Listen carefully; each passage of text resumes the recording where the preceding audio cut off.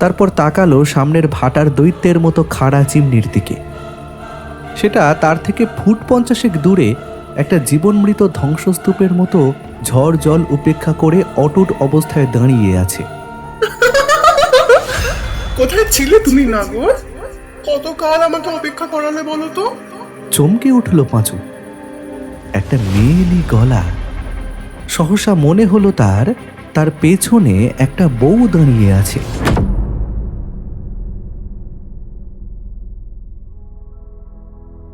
নমস্কার, আমি নির্মাল্য, বং ভুতুরে ইউটিউব চ্যানেলের কর্ণধার।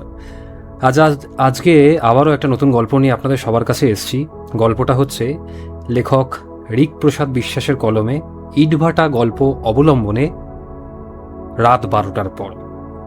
এবার এই গল্পটাতে যেমনি হাড় হিম করা অভিজ্ঞতা রয়েছে এবং এই গল্পটার মধ্যে কিছু বিশেষ আমরা সাউন্ড ব্যবহার করেছি, যেটা হয়তো আপনারা যখন শুনবেন তখন হয়তো দেখবেন যে আশপাশের যে অ্যাম্বিয়েন্স, সেই পুরো অ্যাম্বিয়েন্সটাও কিন্তু পাল্টে যাবে।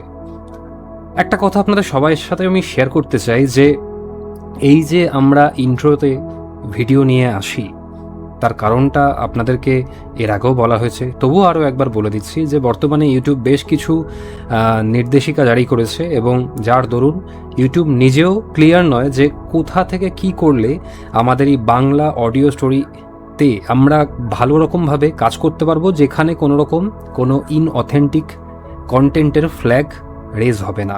বেশি কথা বাড়িয়ে ভিডিওটাকে বেশি বড় করব না, তো আপনারা শুনতে থাকুন এবং ফিল নিতে থাকুন এই গল্পের মধ্যে আমরা কিভাবে কাজ করেছি। এবং গল্পের শেষে আমরা যারা এই গল্পে কাজ করেছে, যেমন ভয়েস ওভার আর্টিস্ট, যেমন সাউন্ড ডিজাইনার, যেমন পোস্টার ডিজাইনার, তাদের সবার আমরা একটা করে গ্লিমস এখানে দেব। আর আমাদের এই গল্পের শেষে একটা বিশেষ কথা আমরা আপনাদের সবার সাথে শেয়ার করব। তো স্টে টিউনড, শুনতে থাকুন, দেখা হচ্ছে এরপরে।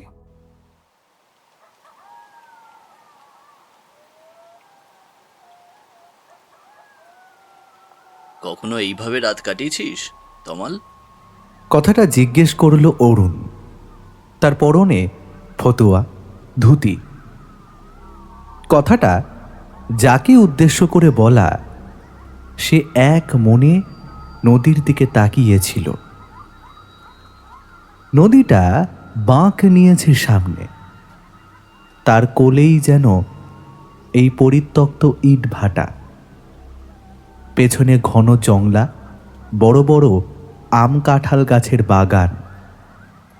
রাতের অন্ধকারে মিশকালো হয়ে সেই জংলা মিশে গেছে এক ফালি চাঁদের আশেপাশের মেঘে ঢাকা অন্ধকারাচ্ছন্ন আকাশের সাথে।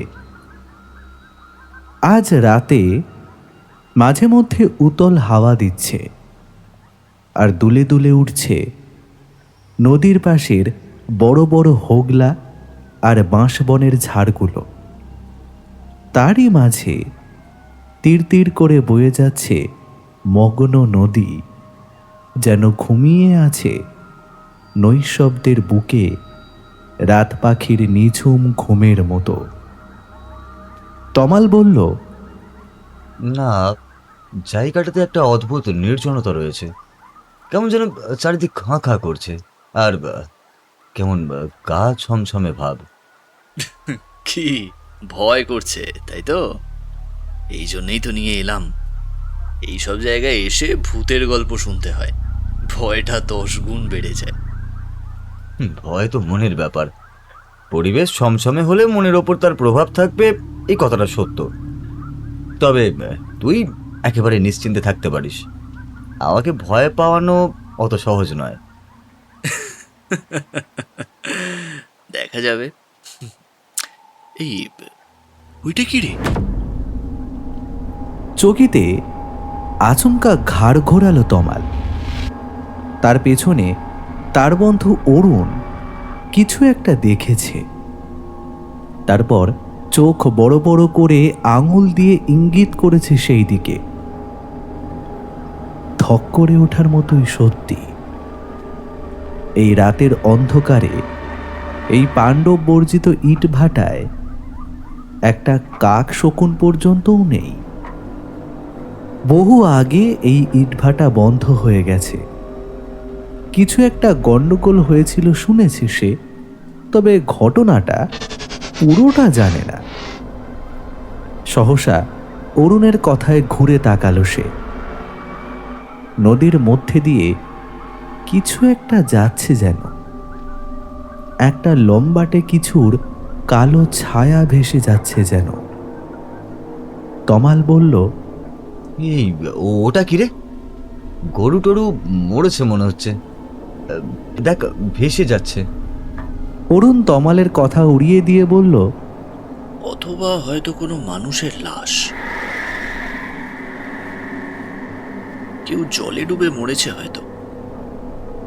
কি অলক্ষণে কথাবার্তা বলছিস? মানুষ মরা তো সহজ নাকি? থানা পুলিশ নেই নাকি? ওটা গরুরই লাশ হবে। নদীর ধারে বাড়ি হলে এমন কত কি ভেসে থাকতে দেখা যায়, তা তো আর তুই জানিস না। কি যে বলিস, গরুর লাশ আর মানুষের লাশে তফাৎ বুঝবো না? দাঁড়া দাঁড়া, এটা তো একটা নৌকা। কই? ওই তো, ওই দেখ। আবার চোখ ধারালো করে দেখতে লাগলো অরুণ। হ্যাঁ, ওটা একটা নৌকোই বটে। একলা একলা চলেছে নৌকোটা, মাঝি নেই। কি তাজ্জব ব্যাপার, ভাবল অরুণ। বলল, নৌকার মাঝি নেই, দেখেছিস? বুঝেছি বুঝেছি, ওটা ঘাটে বাঁধা ছিল, বান ডেকেছে, ভেসে গেছে, তাই মাছ দড়িয়া ধরে যাচ্ছে। অদ্ভুত ব্যাপার, এমনও হয়? বাস্তবে অনেক কিছুই হয় যার ব্যাখ্যা পাওয়া যায় না। একবার ভাব, যদি এমন হতো যে ওই নৌকাটা চালাচ্ছে অদৃশ্য এক প্রেত, বইটা বাইছে সে, কিন্তু দেখা যাচ্ছে না তাকে। যত সব বুজরুকি আর বস্তা পচা সেকেলে চিন্তা ভাবনা। এই প্রেত কোথা থেকে এলো? আরে দেওভূতের নাম শুনিসনি? এরা পুকুর বা নদীতে বাস করে। কেউ জলাশয় বা নদীতে স্নান করতে নামলে এরা নিচ থেকে পা টেনে ধরে, তারপর জলে ডুবিয়ে মারে। হয়তো তুই ওই নৌকাটা দেখে সেটা ধরতে সাঁতার কেটে নদীতে নামলি, তারপর ভাব নৌকার কাছে গেলে তোর কি হবে। আসলে ওটা নৌকা ছিল না, ছিল তো দেখার ভুল। কাছে গেলেই তোর পা ধরে টেনে তোকে ডুবিয়ে মারবে ওই দেওভূত। ধুর, খালি ভয় পাওয়ানোর চেষ্টা না? তবে একবার ভাবছিলাম বটে, এক সাঁতার দিয়ে ওই নৌকাটা ধরে নিয়ে আসি। ভোকারটা ঘড়ির মতো উড়ে উড়ে যাচ্ছে, মানে ওই ভেসে ভেসে যাচ্ছে। ভাগ্যিস আমি তোর সাথে ছিলাম, নইলে পাতিরামের পরিণতি তোর হতো আজ। পাতিরাম? সে আবার কে?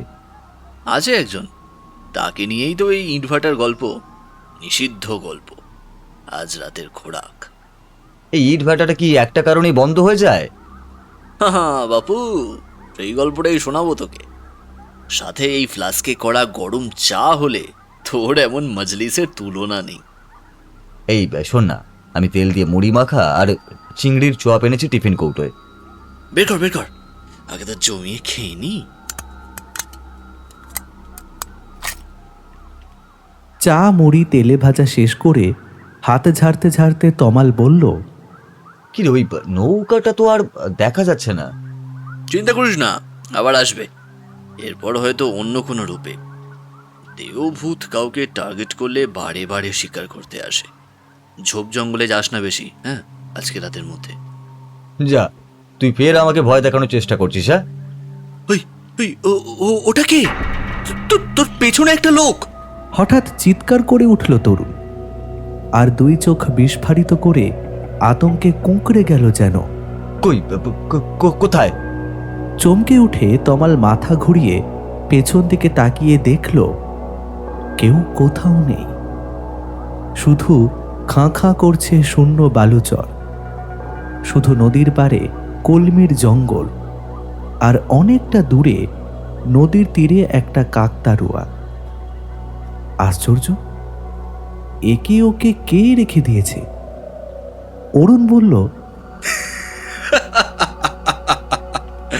কি চমকে গেলি তো?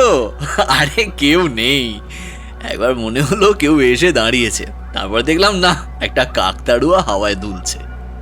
দূর সালা, পুরো ভয় পাইয়ে দিছিলি তো, উজবুক কোথাকার। আহা হা হা, গল্পটা শুরুই করা যাচ্ছে না। শুনবি কি? গল্প শুনতেই তো এলাম এখানে। ভৌতিক গল্প, ভৌতিক পরিবেশে। ভৌতিক পরিবেশ? হ্যাঁ, তা বটে। হ্যাঁ রে, আমি শুনেছি নদীর ওপারে একটা পরিত্যক্ত শ্মশান আছে। আগে প্রচুর মরা পোড়ানো হতো, এখন রসিকপুরে কারেন্টে চুল্লি বসেছে বলে সব মরা ওই পানে যাচ্ছে। তুই বলছিস ওই শ্মশানের হাওয়াই ঘাটে আসছে, আর তার এই ভৌতিক প্রভাব ছড়িয়ে পড়ছেই আকাশে বাতাসে, তাই তো? কিছুটা তো বটেই। ভাব, ইট ভাটাটা পরিত্যক্ত হলো, তো তেনারা নিরিবিলি পছন্দ করে।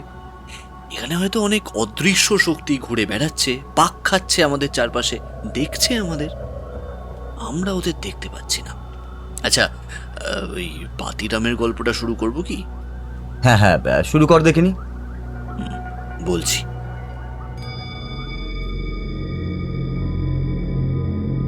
বছরখানেক আগেও এই ইটভাটাটা ছিল গমগমে। নিত্য কত লোকের পা পড়তো এই জমিতে। ভাটা চলতো, গনগনে আগুনে টকটকে লাল সিঁদুরের মতো ইট তৈরি হতো। যেমন ছিল মজবুত, তেমনই ছিল টেকসই। এক মহাজন তৈরি করেছিল এই ভাটা, সমবায় থেকে লোন নিয়ে। এই ভাটার এক কোণে ছিল টিন ট্রিপল দেওয়া লেবার কোয়ার্টার। নামেই কোয়ার্টার, লেবার কেউ থাকতো না এখানে। একটা বছর 19-এর ছোকরা থাকতো গার্ড হিসাবে। তারই নাম ছিল পাতিরাম, যদিও তার আসল নাম হারিয়ে গেছে। প্রচুর জোয়ান লোক, বাড়ির বউরা কাজ করতে আসতো এই ভাটায়। সেই রকম এক বউ ছিল চম্পা। যেমন সুন্দর নাম, তেমন মুখশ্রীও সুন্দর। চেহারা আঁটো সাঁটো, দেহের রং শ্যামলা হলেও চম্পা এখানে কাজে আসা শুরু করতেই ইটভাটার চেহারা গেল পাল্টে। ছেলে, জোয়ান, বৃদ্ধ সবাই হাঁ করে তাকিয়ে থাকে চম্পার দিকে, আর হাই হাই করে কাজ করে। আর চম্পা কি করে, কার সাথে কথা বলে, কি খায়, কখন খায়, এমনকি সুপারভাইজার লোকটির নজর আছে যে চম্পার ওপর, সেটিও তাদের নজরে আসে। অনেকে যেচে কথা বলতে চায়, গল্পের আছিলায় তার বাড়িঘরের খবর, মরদের খবর এসব জানার চেষ্টা করে। চম্পা বলে তার বর পরিযায়ী শ্রমিক, কেরল গেছে নির্মাণ শ্রমিকের কাজ করতে। তাকে পাঠানো টাকা অপ্রতুল ও অনিয়মিত, তাই পেট চালাতে তাকে এই ইটভাটায় কাজ করতে হয়েছে। বাড়িতে শ্বশুর শাশুড়ি আছে, ছেলে পুলে নেই। সব কথাই শোনে সেই ভাটার লোকজন, কিন্তু তাকিয়ে থাকে তার মসৃণ চাঁদের মতো মুখের দিকে। তার দুঃখ যন্ত্রণা স্পর্শ করে যতটুকু, তার থেকেও বেশি স্পর্শ করে তার আবেদনময় মুখ আর তার নিটোল শরীর। বুঝতে পারে চম্পা, কখনো শাড়ির আঁচলটা টেনে নেয় সে। বেলা যে নেমে এসেছে বুঝতে পারে। তারপর বাড়ির দিকে হাঁটা দেয় অন্য কামিনদের সাথে। প্রায়শই একই রুটিন, তবে একদিন ফিরতে একটু দেরি হলো চম্পার। সেদিন সে ভাটার থেকে একটু দূরে আম গাছের তলায় অপেক্ষা করছিল অনেকক্ষণ। একটু পরেই একটা সাইকেল দেখা গেল। সেই দিকে এসে দাঁড়ালে সাইকেল থেকে নেমে এলো একটা পরিচিত মুখ, পাতিরাম। তাকে দেখেই উজ্জ্বল হয়ে উঠল চম্পার মুখ।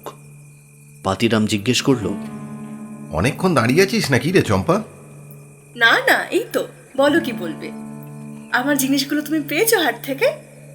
হ্যাঁ রে হ্যাঁ, এই যে আতর, লিপস্টিক, লিপ বাম আর এই একজোড়া সোনা জল করা বাউটি। কই দেখি দেখি। প্রায় কেড়ে জিনিসগুলো হাতে নিয়ে নিল চম্পা। তারপর খুঁটিয়ে খুঁটিয়ে দেখতে লাগলো। তার দুই চোখ জলজল করতে লাগলো আনন্দে। আতরটা কবজির ওপর একটু পালিশ করে বলল, আহ, কি সুন্দর গন্ধ। জানো, ওর উপর না আমার খুব লোভ ছিল। আর আমার তোর ওই হাসির উপর। যা, অসভ্য একটা। পছন্দ হয়েছে? খুব।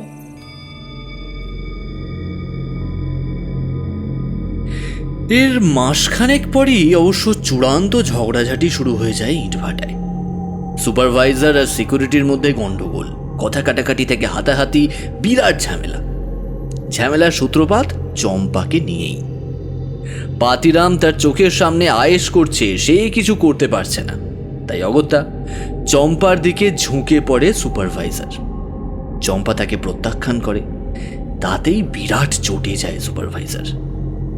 চম্পাকে ফিরতি পথে পাকড়াও করেছে, কোনো মতে নিজেকে সম্ভ্রম নিয়ে পালাতে সফল হয়েছে। কথাটা পাতিরাম শুনতে পেতেই ঝামেলা শুরু হয়ে যায়। ব্যাপারটা এমন বাড়াবাড়ির পর্যায়ে চলে যায় যে পুলিশ এসে পড়ে, ধরে নিয়ে যায় পাতিরামকে। সে জেল থেকে বেরিয়ে এসে খবর পায় চম্পা আমবাগানে গলায় দড়ি দিয়ে সুইসাইড করেছে।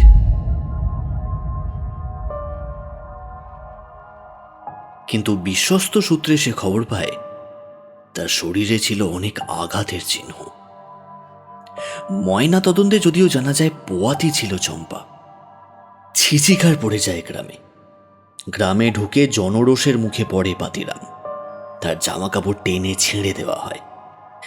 তাদের নিষিদ্ধ সম্পর্কের জন্যই পোয়াতি হয়েছিল চম্পা, আর একলা প্রবাসী স্বামীর অবর্তমানে এই দুরাচারের ক্লেশ সে সইতে না পেরে আত্মহননের পথ বেছে নেয়। তাই প্রচার হয়। পাতিরাম রাগে অগ্নিশর্মা হয়ে বুঝতে পারে পুরোটাই সুপারভাইজারের কাজ। সেই মেরেছে চম্পাকে। তার হাজতবাস ও এখন গণধোলাই সবটাই তার বদান্যতায়। সেটা বুঝতে পেরে একটা ছোড়া বুকে লুকিয়ে সে একদিন দেখা করে সুপারভাইজারের সাথে। তারপর সেটা তার বুকে বসিয়ে দেয়। স্পটেই মারা যায় সে। এরপর পাতিরামকে আর খুঁজে পাওয়া যায়নি। একদিন ওর লাশ ভেসে যেতে দেখা যায় এই নদীতে। খুন না আত্মহত্যা সেটা ঠিক পরিষ্কার নয়। সুপারভাইজার ছিল মালিকের দুঃসম্পর্কের কেউ, তাই নিত্যদিন পুলিশের উৎপীড়ন সহ্য করতেও হচ্ছিল মালিককে। তার পরপরই এই ভাটা বন্ধ করে দেয় মালিক। পরের পর খুন, লেবার জনরোষের জন্য তিতি বিরক্ত হয়ে জমি সস্তায় বিক্রি করে চলে যায়। শোনা যায় চম্পা সত্যিই অভাগা ছিল। তার লাশ সৎকারের জন্য লোক পাওয়া যায়নি। একদল গ্রামের ছেলে নেশায় চুর হয়ে লাশ নিয়ে এসেছিল। সেই লাশ পোড়ানোর আগেই আসে তুমুল বৃষ্টি। তখন দৌড়ে সরে যায় তারা। এসে দেখে লাশ গায়েব। কথিত আছে এই ইট ভাটায় চম্পার সেই লাশ নাকি মাঝে মধ্যে ঘুরে বেড়ায়। কোনো একলা ব্যাচেলার ছেলে দেখলে আলাপ করতে আসে চম্পা। অনেকেই নাকি একটা শাড়ি পরা ঘোমটা টানা বউকে মাঝে মধ্যে হাঁটতে দেখেছে ইট ভাটায়, কুয়াশার ভেতরে। অরুণের কথা শেষ হলে তমাল বলল, বলিস কি রে অরুণ, চম্পার লাশ সৎকার হয়নি? সেই লাশ এখনো ঘুরে বেড়ায় এখানে? একদম ভাই, তাই তো শুনেছি। এবার এটাই দেখার যে এটা গল্প না সত্যি। যদি সত্যি হয় তাহলে ফিরে গিয়ে রিপোর্ট দেব গগন কাকাদের যে জমি তুমি কিনতে পারো, কোনো ভূত প্রেত নেই এখানে। সে কি অরুণ, তুই এত বড় মিথ্যাচার করলি আমার সাথে? এখানে ভূতের ডেরা নিয়ে এসে ফেললি, অথচ আসার সময় বললি ভূতের গল্প শুনবো নদীর ধারে, মজা হবে। তুই মহা ধরিবাস তো। আরে ভূত টুত নেই, এসব গপ্প ছাড় তো। মোটে 2 জন দেখেছে চম্পার ভূত। আমি ভাবছি সেটা আশেপাশের কোনো পাগলি কেউ ছিল। হয়তো হয়তো চম্পা বেঁচে ছিল, প্রাণটা পুরোপুরি যায়নি।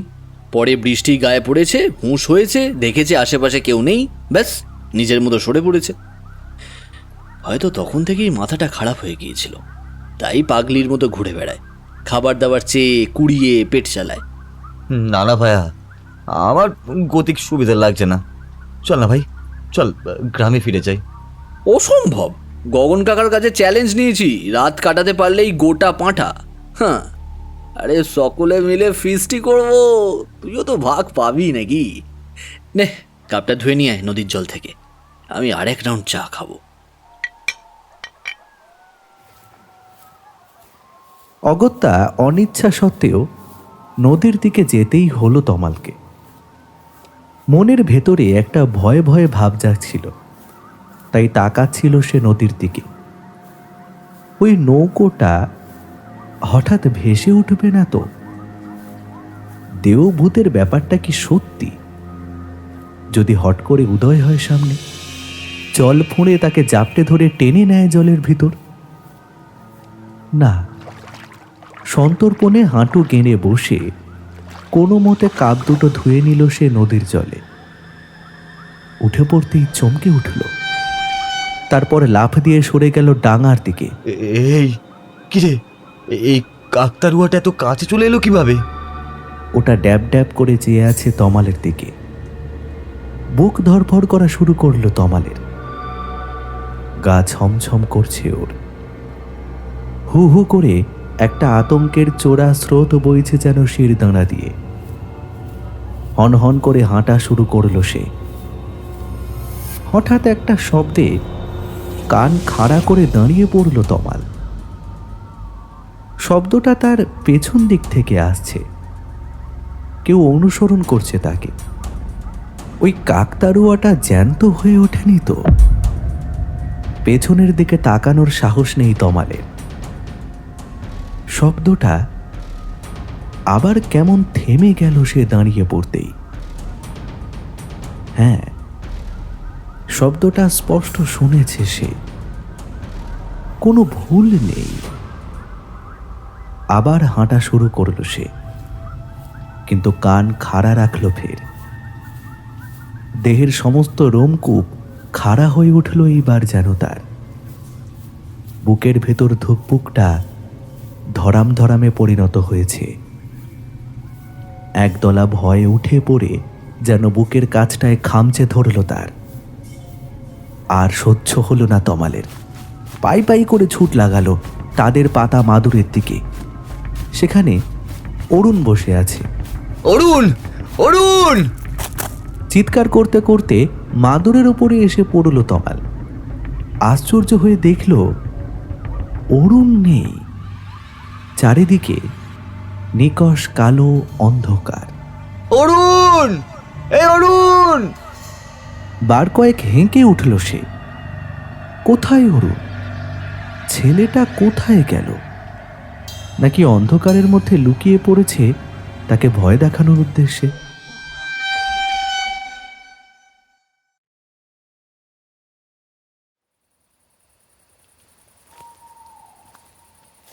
দূর থেকে চালা ঘরটার দিকে উঁকি দিয়ে খেয়াল রাখছিল পাঁচকড়ি। মাটির ঘর, ওপরে খড়ের ছাউনি দেওয়া।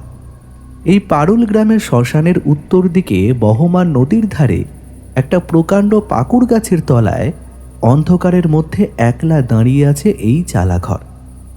সেখানে এক অঘরী তান্ত্রিকের নিবাস, জানে পাঁচকড়ি।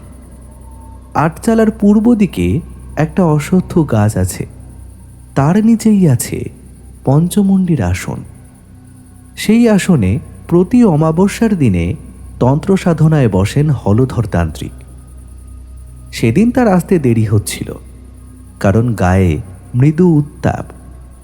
এই বাদলায় ভিজে তার ঘুষঘুষে জ্বর এসেছে। ঘরের ভিতর টিমটিমে আলো জ্বলছে, বুঝতে পারল পাঁচকড়ি। এখন উঁকি মারলে হয়তো দেখা যাবে হলধর তান্ত্রিক নিচে খেজুরের পাটি বিছিয়ে বুকের ওপর দুই হাত ভাঁজ করে জপ করে চলেছেন ভৈরবী মন্ত্র। একটু সুস্থ হয়ে উঠলেই তিনি পঞ্চমুণ্ডির আসনে গিয়ে বসবেন। সম্পূর্ণ করার চেষ্টা করবেন তার 40 দিনের সাধনা, যেটাতে তার বারে বারে বাঁধা পড়ছে। ঘরের কোনায় রাখা আছে মদ, মৎস্য, সর্ষে, তিল আর শুয়োরের মাংস। না, মৃদু নরম আলো যেটা এসে পড়ছে জানলা দিয়ে, সেটা স্তিমিত হয়ে আসছে। এটাই কাজ সারার আদর্শ সময়। পঞ্চমুণ্ডের আসনের একটু পাশেই একটা জায়গায় এসে দাঁড়ালো পাঁচকড়ি। একটা স্থান গর্ত হয়ে আছে, স্পষ্ট মাটির খোঁড়া হয়েছে কিছুদিন আগে, তা দেখে বোঝা যাচ্ছে। আশেপাশে দুই একটা মাটি আঁচড়ানোর দাগ। এই জনশূন্য শ্মশানে কুকুর নেই, তবে নদীর ধারে ঝোপঝাড়ে আছে অনেক শিয়াল, জানে পাঁচু মামা। তাদেরই কীর্তি। হয়তো মানুষের শব্দ শুনে সরে পড়েছে তারা অল্প মাটি খুঁড়ে। ঘাড় ঘুরিয়ে দেখল পাঁচকড়ি, দূরে দাঁড় করানো ঘাটে বাঁধা তার নৌকা। সেটা থেকে একটা শাবল আর একটা বস্তা নিয়ে এসে মাটি খুঁড়তে শুরু করল পাঁচকড়ি। খুব সন্তর্পণে করতে হবে কাজটা। হলধর তান্ত্রিক টু শব্দটি পেলে ওকে আস্ত রাখবে না। 7 রাজার ধন চুরি করা বলে কথা, শাবলের 2-4 বার ঘা পড়তেই আলগা জমি ফাঁক হয়ে যেতে লাগলো। বসে পড়ল পাঁচকড়ি। হাঁফ লাগছে। কিছু কিছু কাজ নিজের অজান্তেই মানুষ করে ফেলে বুঝতে পারে কি মস্ত ভুল সে করেছে। তার খেসারত দিতে হয় এভাবেই, ভাবল পাঁচকড়ি। তার মনে পড়ে গেল বছরখানেক আগের কথা। পাঁচু তখন জীবিকার সন্ধানে গ্রামে গ্রামে ঘুরছে, হোমিওপ্যাথি প্র্যাকটিস করছে, আর একটা ছেলের সাথে থাকছে মেমারিতে একটা ঘর শেয়ার করে। ছেলেটি কি কাজ করতো পাঁচুর ধারণা ছিল না। বেড ফাঁকা ছিল, তাই সে ঢুকে পড়ল। শুনে পড়ে স্তম্ভিত হয়ে গেল। এটা শুনে সে বড় বিদঘুটে কাজ করে। মৃতদেহ মর্গে পৌঁছে দেওয়ার কাজ। প্রায়ই রাতে থাকে না। পাঁচু নিজেও ড্রাইভিং জানত। একদিন ছেলেটা ঘরে শুয়ে আছে, ধুম জ্বর, তার চোখ মুখ বেজার। পাঁচু তাকে জিজ্ঞেস করল, তুই কি কিছু নিয়ে চিন্তায় আছিস? ভাই, বিকেলে একটা লোক এসেছিল। একটা কাজ আছে। একটা বডি একটা শ্মশান থেকে 5 মাইল দূরে আর একটা শ্মশানে নিয়ে যেতে হবে। এদিকে পার্টির আর কোনো গাড়ির সন্ধান নেই। কাজটা জরুরি, কিন্তু আমার তো এই হাল। তোর নজরে কোনো ড্রাইভার আছে যে এই কাজটা করে দিতে পারবে? না। এটাই তো মুশকিলে পড়েছি ভাই। আমার চাকরিটা থাকবে না হয়তো, কারণ পার্টি খুব প্রভাবশালী লোক, বিরাট বড় একজন এলাকার দাদা। আমার বিরুদ্ধে নালিশ করবে সে নিশ্চিত। এই জন্যই দুশ্চিন্তায় পড়ে পড়ে ছটফট করছি। আমি ড্রাইভিং জানি বুঝলি, কিন্তু লাশে হাত দিতে পারবো না। পার্টি যদি লাশ তুলে দিতে পারে। হবে হবে, আমি চিরকুট লিখে দিচ্ছি। তুই রসিকপুর শ্মশানে একবার দেখাবি ওটা। শোন, গাড়িটা একটু দূরে রেখে যাবি শ্মশানে, একটু লুকিয়ে, বুঝলি? কেউ যেন দেখতে না পায় ওটা। তারপর খোঁজ করবি রমেনবাবু কে আছে। ওকে চিরকুট দিলে তোর গাড়িতে তুলে দেবে লাশটা। তারপর সেটা নিয়ে যাবি পারুল গ্রামের পরিত্যক্ত শ্মশানে। সেখানে এক তান্ত্রিক একটা একচালা বেঁধে থাকে। তার নাম হলধর তান্ত্রিক। সেই লাশটা কিন্তু বুঝে নেবে আর দেবে করকরে 5,000 টাকা। এই কাজের বকশিস, বুঝেছিস? কিন্তু লাশটা রসিকপুর শ্মশানে দাহ করাচ্ছে না কেন? অতদূর টেনে নিয়ে যাওয়ার কি আছে? শোন, এইসব পার্টির অনেক ব্যাপার আছে। ওর কাজ মনে হয় এমন কেউ করবে যে ওই ভিড়ভাট্টার মধ্যে যেতে চাইছে না। হয়তো ফেরারি হয়ে আছে, অনেক কিছুই হতে পারে। তবে তোর ওসব জেনে কি কাজ আছে? পারবি তো? নেহাত তো চাকরিটা চলে যেতে পারে, তাই না হলে আমি কাজটা করতাম না। সেদিন লাশ ওঠানোর পর কেমন অদ্ভুত একটা ভারাক্রান্ত লাগছিল পাঁচুর। বেশ কয়েকটা গোলমালের ব্যাপার আছে, সেটাও মনে হলো তার। এক, লাশটা পোয়াতি, দেখে বোঝা যাচ্ছে পেটে বাচ্চা আছে, যেভাবে ফুলে রয়েছে পেটটা। 2, লাশ ওঠানোর পর হাওয়া যেন কেমন ভারী ভারী লাগছে পাঁচুর, যেন বাতাসে মিশে রয়েছে এক ধরনের বিষণ্ণতা। একটা অভিশাপগ্রস্ত সময়ের দিকে এগিয়ে যাচ্ছে সে। তার মধ্যে ঢুকে পড়ছে নিজের অজান্তেই। ক্রমশ যেন মনে হতে লাগলো তার,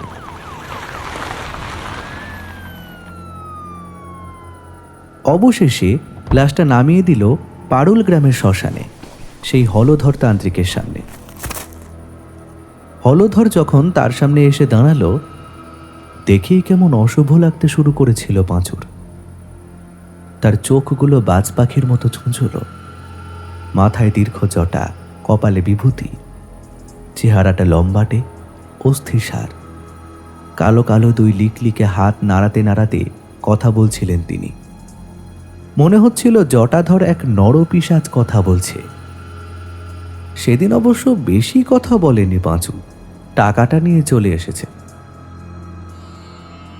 তবে মাস 5 যেতে না যেতেই নানান অদ্ভুত আর অশুভ কথা শুনতে পেয়েছে সে। এমন এমন কথা যেটা শুনে তার মনে উদয় হয়েছে গভীর প্রশ্ন। 1, চম্পা বলে একটি মেয়ের লাশ নাকি খুঁজে পাওয়া যাচ্ছে না রসুলপুর শ্মশান থেকে। মেয়েটির দেহ কয়েকটা মদ্যপ ছেলে সৎকার করতে গিয়ে শ্মশানে রেখেছিল, সেখান থেকেই চুরি হয় লাশটা। 2, মেয়েটি ছিল পোয়াতি। সন্দেহ হয় পাঁচুর, তার উঠিয়ে নেওয়া লাশটাই নয় তো। ওই হলধর তান্ত্রিক ওই লাশ নিয়ে কি করল? এক পোয়াতির মৃতদেহ। নিজের হোমিওপ্যাথি প্র্যাকটিসের সুবাদে গ্রামে গ্রামে যাতায়াত ছিল পাঁচুর। এক রাতে এক গ্রামে একটা কল পায় সে।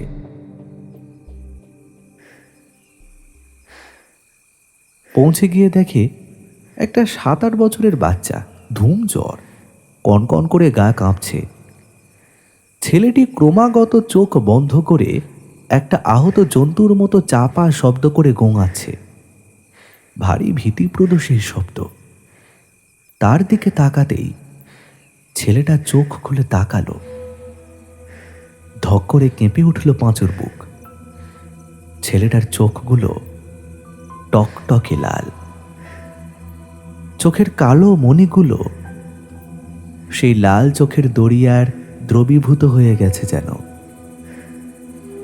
পাঁচুর ইতিপূর্বে বেশ কিছু ভৌতিক অভিজ্ঞতা হয়েছিল, তারই সুবাদে সে বুঝল পরিস্থিতি বেশ জটিল।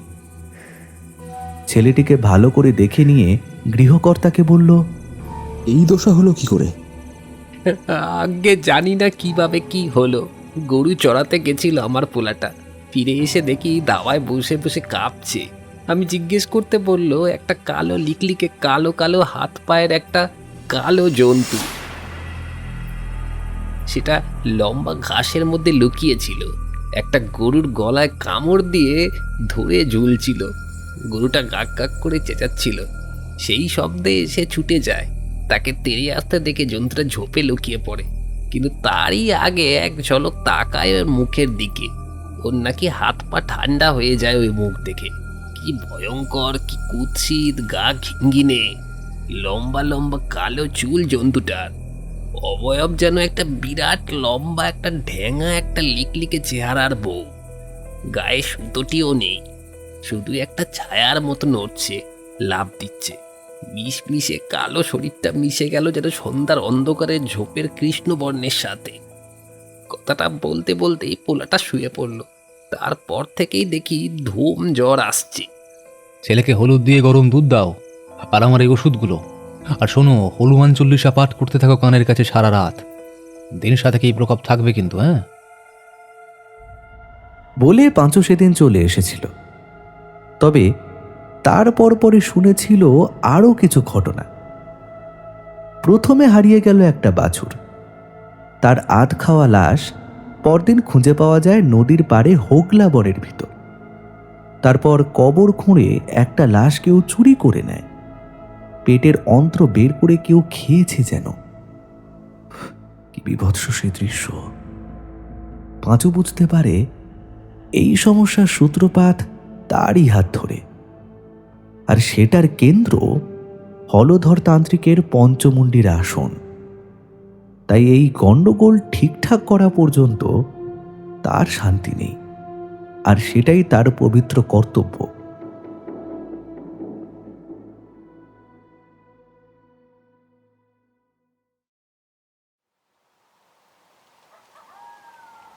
অরুণ, এই অরুণ!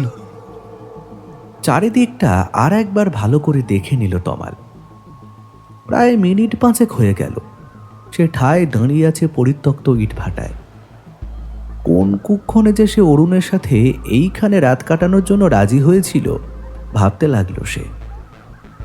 নিচে দৃষ্টি গেল, না, সব জিনিসই তো এখানে পড়ে আছে। টিফিন ক্যারিয়ার, ছাতা, একটা পানীয় জলের বোতল, এইসব ফেলে তো অরুণ চলে যাবে না। সে কোথাও লুকিয়ে পড়ে নির্ঘাত তমালের উপরে নজর রাখছে, মজা নিচ্ছে কিভাবে সে ভয় পায়। একটু পরেই নিশ্চয়ই খিলখিল করে হাসতে হাসতে বেরিয়ে আসবে, বলবে, কি কেমন দিলাম? না, একটুও বিচলিত হবে না সে। মনের মধ্যে সাহস সঞ্চয় করে তার সদ্য ধুয়ে আনা কাপে সে একটু চা ঢেলে নিল ফ্লাস্ক থেকে। তারপর একটা চুমুক দিয়ে শব্দ করে উঠল।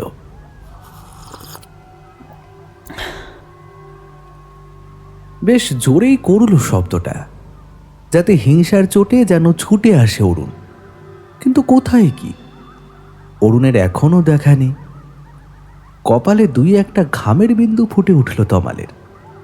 এই ফাঁকা ইট ভাটায় তার কি অরুণের সন্ধান করা উচিত নয়? একটু ঘুরে ঘুরে ভাবতে লাগলো সে। চা শেষ করে উঠে পড়ল। চটি পায়ে গলিয়ে একটু হেঁটে এগিয়ে যেতে লাগলো সেই ইট ভাটার দিকে। ওটা কি? দু পা এগিয়ে যেতেই থমকে পড়ল সে। অরুণ কোথায় হেঁটে যাচ্ছে একা একা? প্রায় 100 ফুট দূরে তার পিঠে ডোরা কাটা জামাটা দেখতে পেল তমাল। চিৎকার করে উঠে বলল, অরুণ, অরুণ, কোথায় যাচ্ছিস তুই? অরুণ, অরুণ! কোনো উত্তর নেই। যেন মন্ত্রমুগ্ধের মতো হাঁটতে লাগলো সে। পেছন থেকে ডাকতে লাগলো তমাল।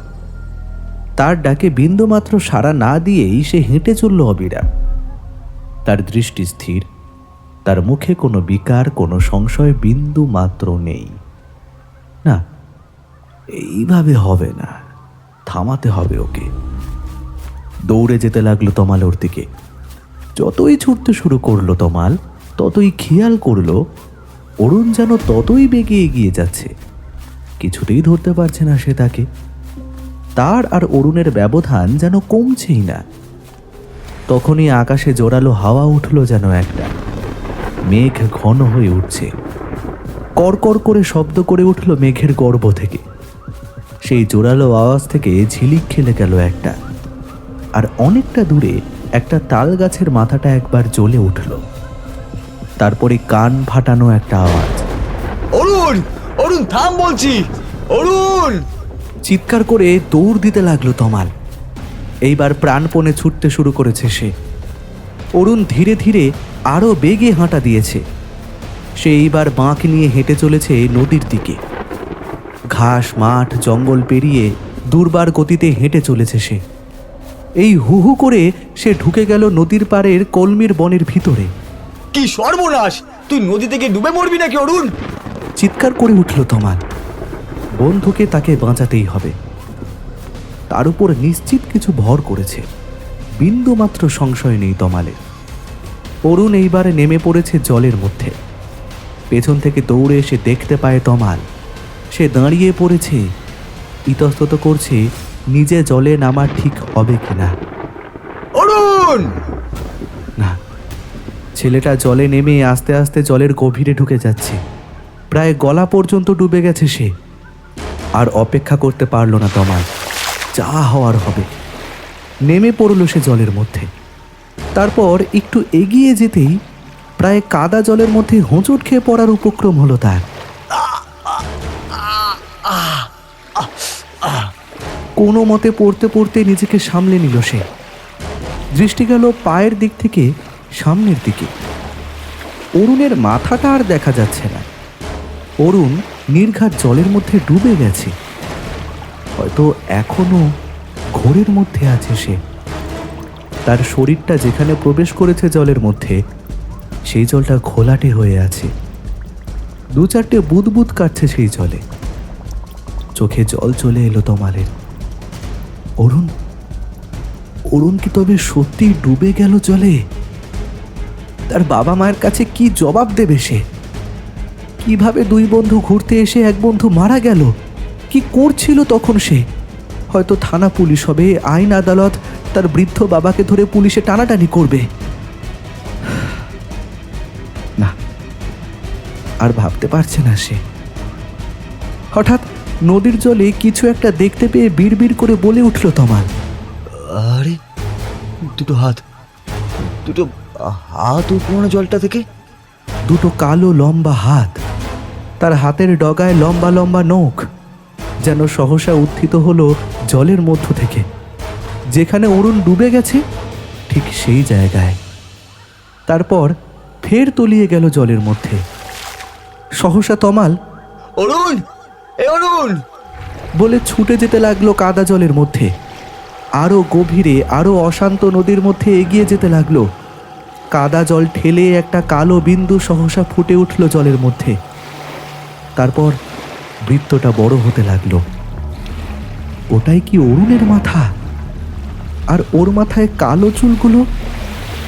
ভাবল তমাল। জল কেটে কেটে এগিয়ে গেল সেই দিকে। এইবার প্রায় গলা পর্যন্ত ডুবে গেছে সে জলে, তবুও এগিয়ে যাচ্ছে। কখনো কখনো তল পাচ্ছে না, 2 হাত ঝাপটা মেরে জলে ভেসে থাকার চেষ্টা করছে সে। এইবার 2 হাত দূরের মধ্যে আছে অরুণের কালো মাথাটা। একটু এগোলেই হাতে পেয়ে যাবে সে। ওর চুলের মুঠিটা ধরে টেনে নিয়ে আসতে পারলেই হবে। এইসব ভেবে তমাল বাড়িয়ে দেয় একটা হাত। হাতের ডগায় একটা কিছু ঠেকলো তার পর মুহূর্তেই ডুবে গেল সেই কালো ওল্টানো তালের আকৃতির বৃত্তটা। 2 প্রকাণ্ড লিকলিকে কালো হাত জলের মধ্যে থেকে উঠে পড়ল বিরাট একটা অক্টোপাসের শুঁড়ের মতো। তারপর জড়িয়ে ধরল তমালের চুলের মুঠিটা আর পাখানা। তারপর একটা গোত্তা খেয়ে নিয়ে ঝুপ করে তলিয়ে গেল জলে। নদীর জল টপ টপ করে বইতে লাগলো। তাতে দেখা গেল না আর তমালকে, না তার কোনো চিহ্নকে। যে সামান্য কটা ঢেউ উঠেছিল, তমাল নিজেকে বাঁচানোর শেষ চেষ্টায় তারা মিলিয়ে গেল মুহূর্তে জোয়ারের জলের তোড়ে।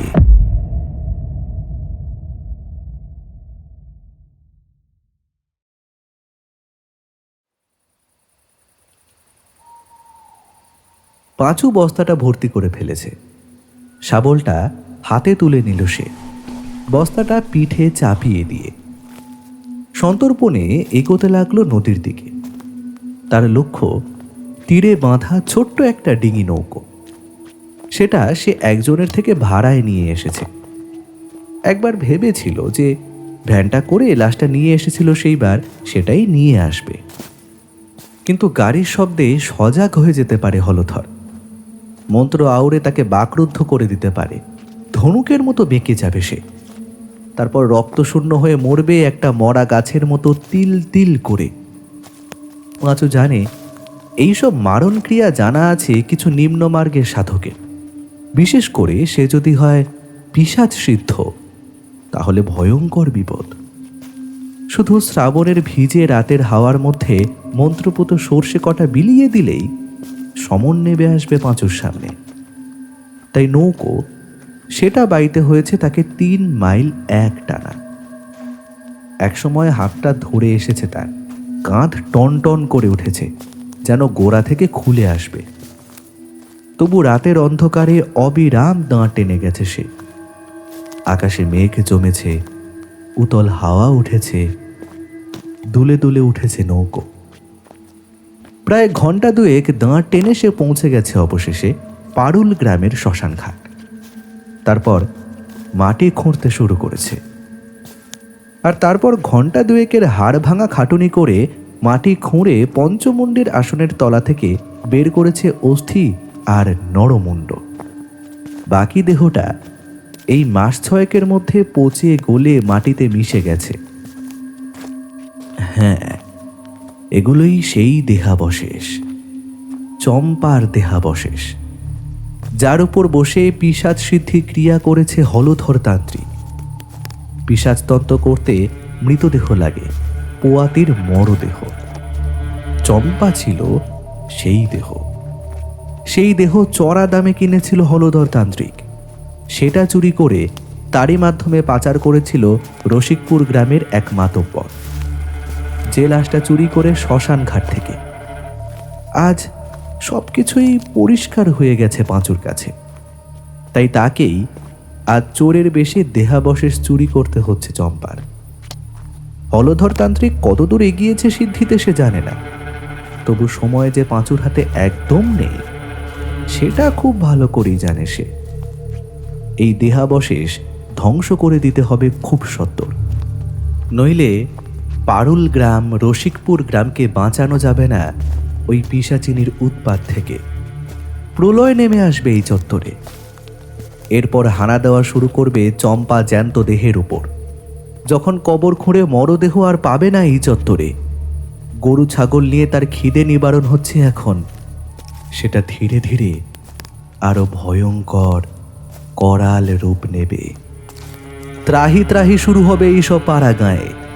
তার শিকার হবে এই গ্রামের নিরীহ মানুষ।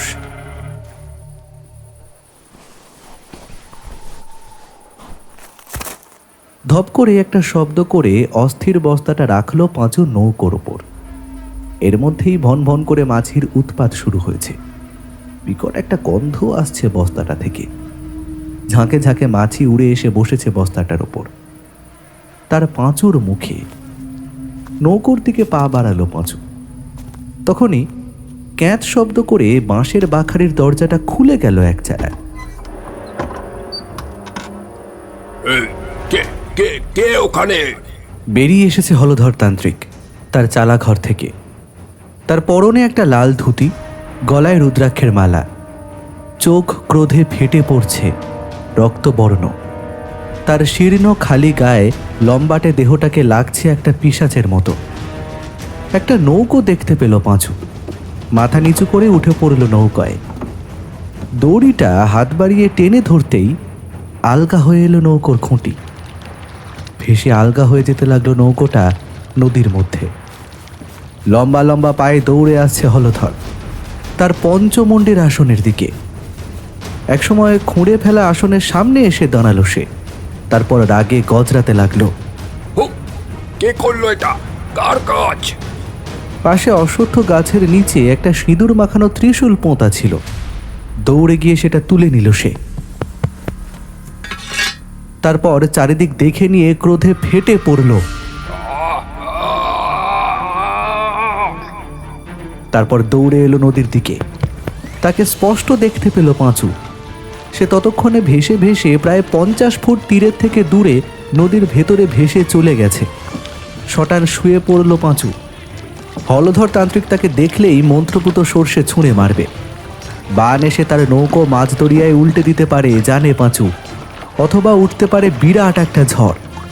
হলধর তান্ত্রিক দূর থেকে তাকিয়ে রইল পাঁচুর নৌকোর দিকে। কিছুক্ষণ দেখে নিল। তারপর ফিরে গেল সে তার এক চালায়। একটু পরেই হাওয়া দিতে শুরু করলো। আকাশে ঘন কালো মেঘের মধ্যে অদৃশ্য ঠোকাঠুকি। শুধু একটা হালকা আলো খেলে গেল দূরের এক তাল গাছের ওপর।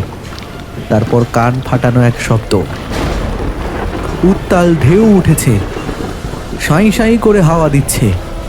ঢেউয়ের ধাক্কায় একবার প্রায় পাল্টি খেতে খেতে বাঁচল পাঁচুর নৌকো। হলধর তান্ত্রিকের ক্রিয়া নয় তো? সে কুটিরে ফিরে গিয়ে অশুভ শক্তিদের উত্তাল খেলায় নামিয়ে দিয়েছে আজ।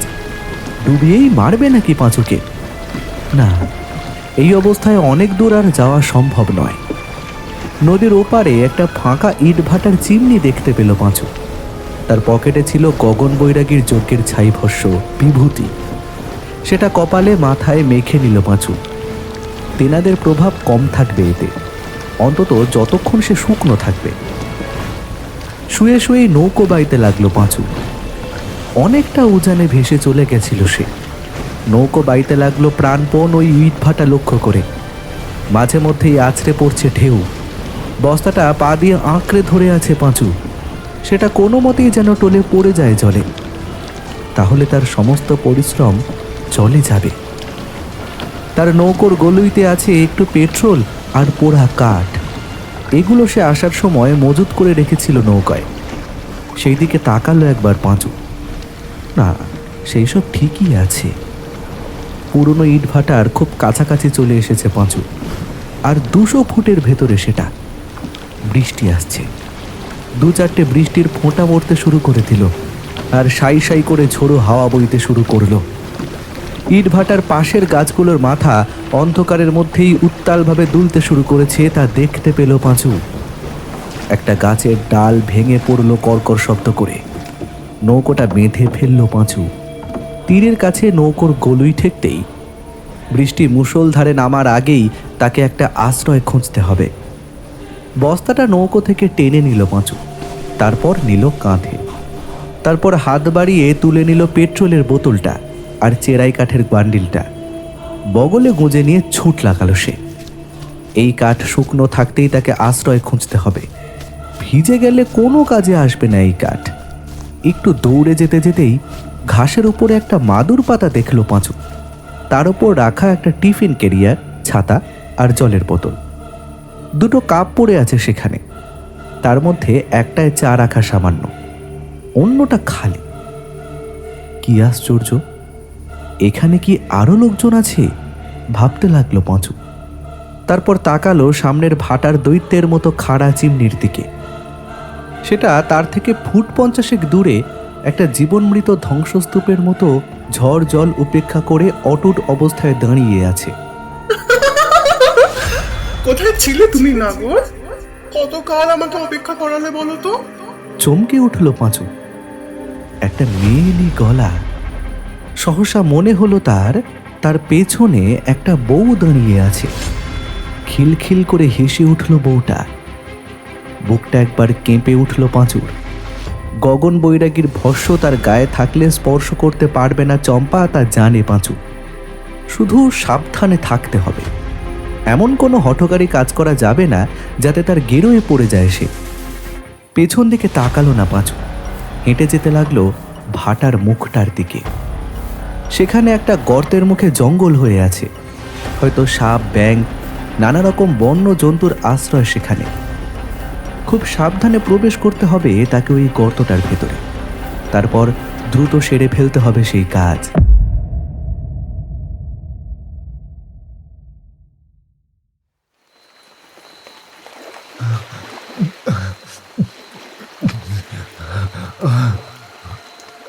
জলের থেকে মাথা বের করে কোনো মতে মুখটা হাঁ করে হাওয়া টানতে লাগলো তমাল।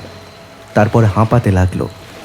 হঠাৎ পায়ের কাছে চুলের ওপর বাঁধন আলগা হয়ে গেছে তার, তাই হাত পা ঝাঁকাতে ঝাঁকাতে কোনো মতে ভেসে উঠেছে সে।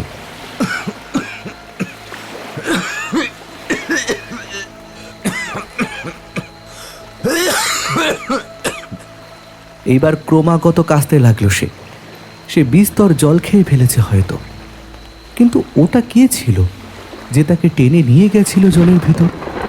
তারপর হঠাৎই যেন কোনো দৈব কৃপায় হঠাৎ ছেড়েও দিল সে, যেন কোনো প্রকাণ্ড ময়াল সাপ অথবা সাপের মতো আকৃতির একটা বউ, যার চোখগুলো এক ঝলক দেখেছে সে।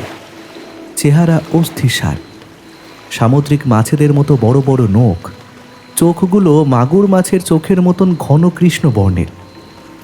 সে যেন অদ্ভুত বিভীষিকাময় এক জীব, না সম্পূর্ণ এক নারী, না মাছ, না সাপ। প্রায় চলশক্তিহীন অবস্থায় জল ঠেলে ঠেলে তীরের দিকে এগিয়ে আসতে লাগলো তমাল।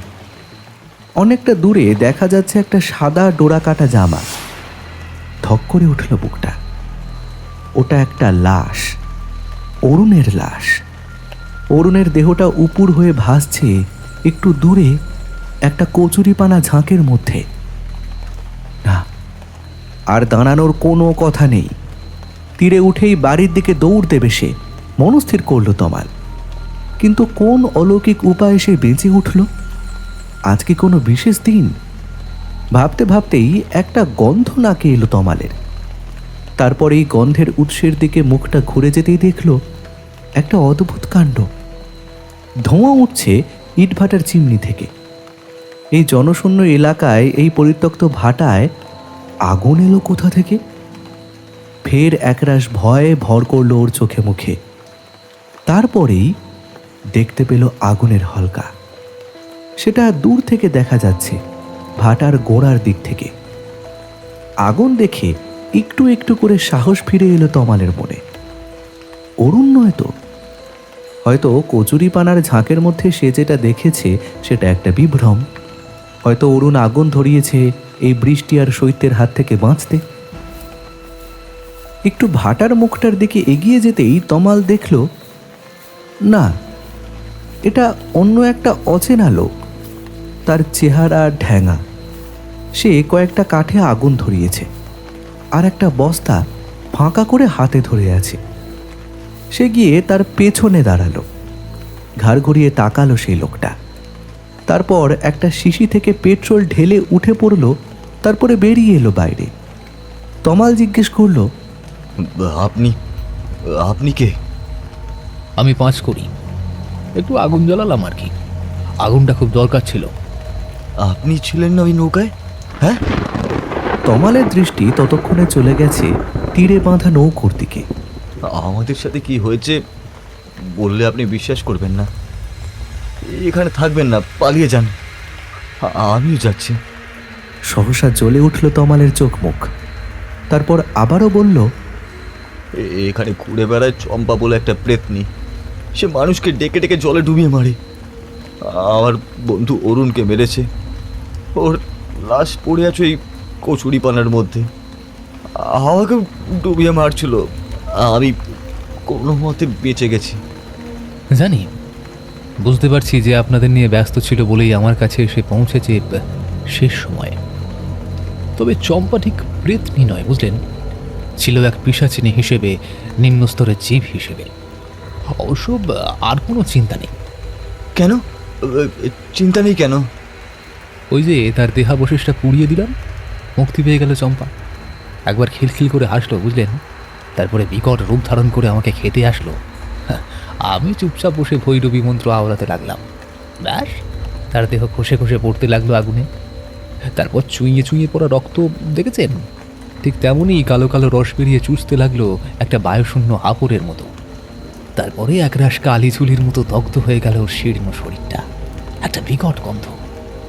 তারপরে একরাশ বাদুর উড়ে গেল ওই পরিত্যক্ত চিমনি থেকে। ব্যাস, আর অস্তিত্ব রইল না চম্পার। এতদিন পরে মুক্তি পেল সে। সত্যি সত্যি বলছেন আপনি? আচ্ছা, আপনি কে? আমি একজন পরিব্রাজক। প্রেতের সাথে প্রায় সাক্ষাৎ বা দর্শন হয় আমার, তবে সেটা দুর্ভাগ্য না সৌভাগ্য সেটা বুঝে উঠতে পারলাম না আজ অবধি। আমার বন্ধু ডুবে মরে আছে ওদিকটায়, একটা গাব গাছের নিচে কচুরিপানার ঝোপে। ওর জন্য খুব খারাপ লাগছে। একটু আগে যদি আপনাকে পেতাম খুব ভালো হতো। ইস, আমি দুঃখিত। হয়তো এরকমই মৃত্যু লেখা ছিল তার অদৃষ্টে, অথবা এই সময়টুকু ব্যয় করে সে আপনাকে বাঁচিয়ে দিয়ে গেল। তারপরেই দেখুন আমি ঢুকে পড়লাম। তার দেহাবশেষ পুড়ে যাচ্ছে টের পেয়ে দৌড়ে এসে চম্পা আপনাকে ছেড়ে দেয়। এভাবেই প্রাণটা রক্ষা হয় আপনার। তমাল কিছু বলল না, মাথা নিচু করে রইল। তার চোখের কোণে ভেসে উঠেছিল এক বিন্দু অশ্রু। বৃষ্টি কমে আসছিল, মেঘ কেটে আসছিল, রাতের আকাশ ফর্সা হয়ে উঠছিল। সে সাথে কেটে যাচ্ছিল কত রাতের পুঞ্জীভূত ভয় আর বিভীষিকাময় রাতের স্মৃতিগুলো। অরুণ বেঁচে রইল না। গগন কাকাদের এই খবরটা দিতে যে এই ভিটেতে আর প্রেতের উৎপাত নেই, বরং উল্টোটাই সে প্রমাণ করে গেল তার প্রাণ দিয়ে। সবাই কি তার কথা বিশ্বাস করবে? পুলিশে কি বিশ্বাস করবে? ফের একরাশ দুশ্চিন্তা ভর করল তার মনে। পাঁচকড়ি বলে চলল, চিন্তার কোনো কারণ নেই, আমি সাক্ষী দেব। ঠিকানা দিয়ে যাচ্ছি। আর খবর জানে ওই বেটা পাজির পাজি হলধর তান্ত্রিক। নদীর ওপাশে পারুল গ্রামের শ্মশানে ওরা একচালা। ওকে ধরপাকড় করলে এই সেসব গোপন কথা গজগজ করে বলে দেবে। লোকটার মুখের দিকে তাকিয়ে এই দুঃসময়েও একটু ভরসা পেল তমাল। দুই হাত বাড়িয়ে তার হাতের সাথে হাতটা ঝাঁকিয়ে নিল।